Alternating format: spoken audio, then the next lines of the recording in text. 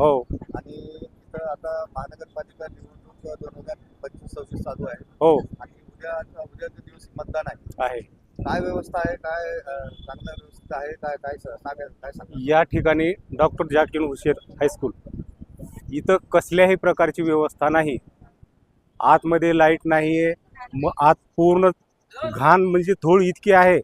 सगळं खिडक्यांमध्ये थुकलेलं आहे. पूर्ण घाणीचं साम्राज्य आहे. लेडीजच्या टॉयलेटला काही व्यवस्था नाही आहे. पाण्याची व्यवस्था नाही आहे.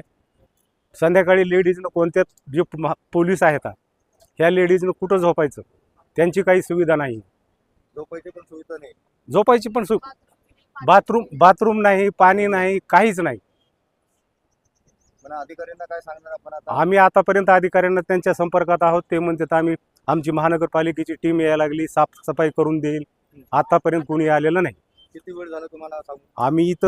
आम्ही आलो तिथं 2:30 वाजता इथं पोहोचलो.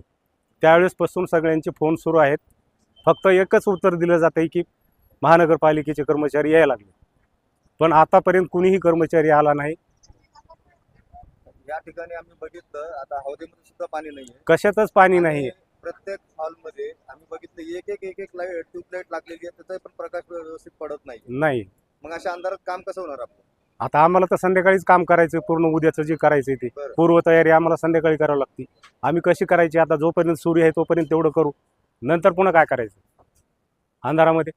हा एक प्रश्न आहे. आणि पुन्हा सकाळी आम्हाला बूथ तयार करून 7:30ला मतदान मशीन सुरू करायची. त्याच्या अगोदर मॉकपोल करायचा आहे, प्रतिनिधींना दाखवायचंय.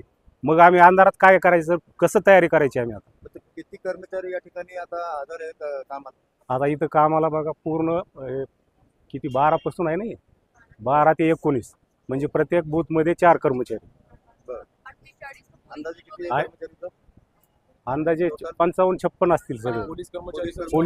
पोलीस कर्मचारी पकडून 55 ते 56. हो हो. पिण्याच्या पाण्याची व्यवस्था नाहीये. प्यायचे पण पाणी नाही.